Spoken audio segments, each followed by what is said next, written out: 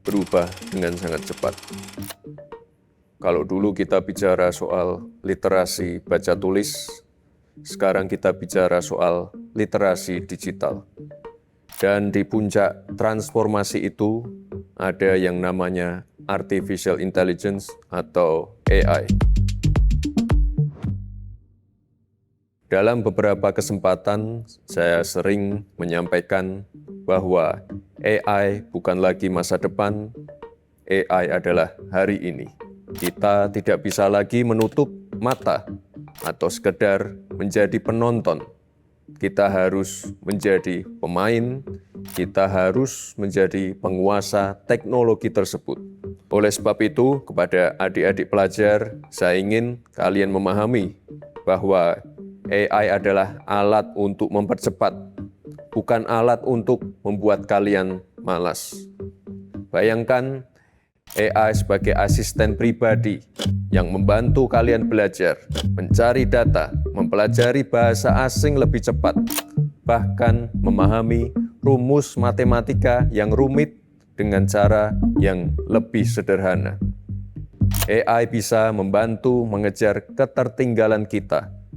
Namun, penguasaan teknologi ini tidak boleh membuat kita kehilangan daya kritis.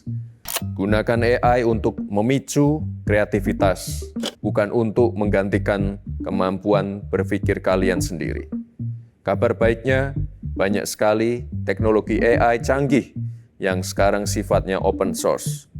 Ilmu gratis, kodenya terbuka, bisa diakses siapa saja. Ini kesempatan emas bagi talenta berbakat Indonesia.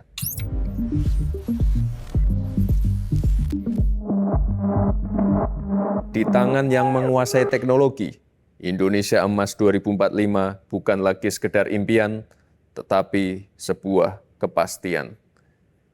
Di sisi lain, saya juga ingin berbicara khusus kepada para guru dan orang tua. Saya tahu ada rasa canggung, atau mungkin kekhawatiran.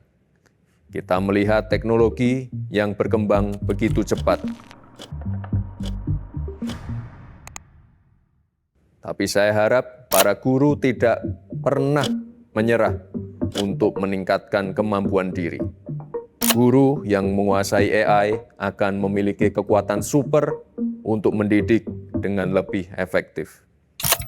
AI bisa membantu sisi administratif guru, baik dalam membuat pertanyaan, menyajikan penjelasan yang lebih sederhana dan diminati murid, serta memberikan contoh kasus yang membuat murid lebih bisa menyerap materi pembelajaran. Sehingga Bapak Ibu punya lebih banyak waktu untuk menyentuh sisi humanis dan karakter murid-murid kita. Orang tua juga sama, kita juga harus mendampingi anak-anak kita. Jangan sampai anak-anak kita terbang tinggi dengan teknologi, tapi kita sebagai orang tua tertinggal di bawah dan tidak tahu apa yang mereka akses.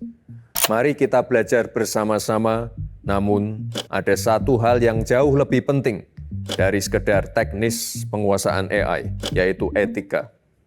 Teknologi tanpa etika itu berbahaya. AI bisa digunakan untuk membuat konten positif, tapi juga bisa dipakai untuk menyebar hoax, melakukan plagiarisme, atau melanggar privasi orang lain. Saya ingin mengingatkan, pemanfaatan AI harus didasari oleh nilai-nilai integritas. Jangan gunakan AI untuk menipu, jangan gunakan AI untuk menjatuhkan orang lain. AI harus digunakan untuk kesejahteraan bersama, untuk mempermudah hidup, bukan untuk menciptakan kekacauan sosial. Kemajuan teknologi harus berjalan beriringan dengan kemajuan moralitas kita sebagai bangsa yang beradab. Pemerintah Indonesia telah berhasil menyelesaikan Readiness Assessment Methodology untuk AI yang disusun UNESCO, yang berfungsi sebagai alat diagnose untuk menilai kesiapan dan tata kelola AI Indonesia di masa datang sesuai pedoman etika. Kita punya potensi besar, Indonesia punya talenta-talenta hebat. Tugas pemerintah adalah menyiapkan ekosistemnya. Dan tugas kita semua adalah mempersiapkan kapasitas diri kita masing-masing. Kuasai teknologinya, pegang teguh etikanya. Mari kita jadikan AI sebagai jembatan menuju Indonesia yang lebih maju, lebih cerdas, dan lebih bermartabat. Selamat belajar, selamat berinovasi. Bentar ini kursinya capek ah. Iya, enggak, soalnya dia gitu, dari tadi mau turun ke bawah. Jadi